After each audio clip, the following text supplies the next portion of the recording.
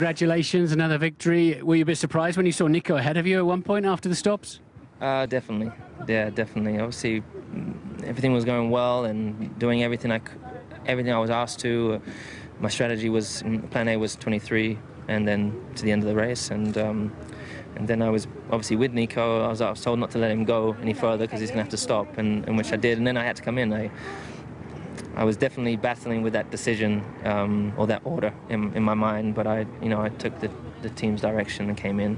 And different tyres, you went out on different tyres, and then you were pretty upset about that. Well, yeah, because obviously the step and tyre, it's every time you go from the hard tyre well, every time you take a compound lighter, it's faster.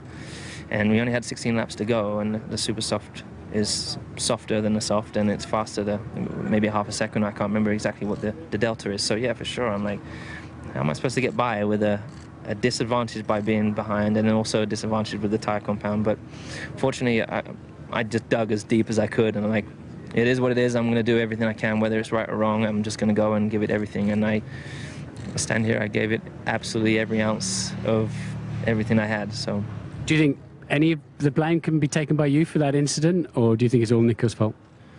Well, naturally, as humans, we are biased. I honestly don't feel that I am biased right now, but I went to the outside. I believe I was ahead going in, but he was in my blind spot, so I just left loads of room. I left tons of room for him to make the corner, and as I got to the white line, I began to turn, and boom, big hit. So I'm pretty sure he hit me, so rather than the other way.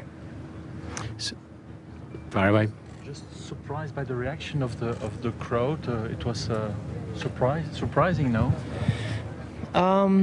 Yeah, for sure. But I was just saying earlier on, I have a few Team LH fans here who were waving the flag, wearing a t-shirts, wearing the cap, and I could spot them out because they're wearing my favorite cap, the kind of burgundy one I have.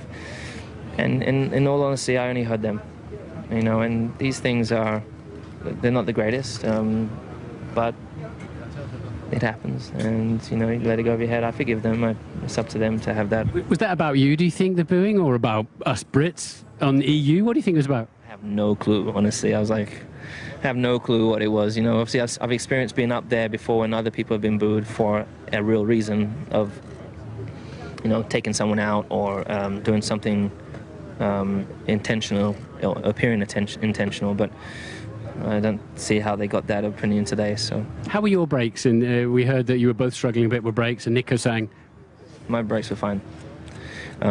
We have a gauge on our steering wheel. If the brakes get hot, we have to take measures to keep them in the window. So, for example, the last race, when you're behind someone, they just get hotter and hotter and hotter. You just have to start lifting earlier, lifting coasting to get them down. Otherwise, they're going to fail. I will see later on, but I'm guessing Nico was in the red, and rather than lifting and looking after it, he went to go to failure. So you nearly hit again when you came back on the track. It was nearly a second incident. Yeah. Well, I came on. I tried not to lose so much ground, and he didn't leave any space. Normally when you go have an incident like that, you kind of move over, hope maybe if the other car's coming on. He stayed. He hugged the white line. And he appeared out, as I came out, he kind of appeared out of nowhere. I didn't really see him all of a sudden arrive right ahead, so I had to take the grass, but it was okay. Good luck with the headmaster.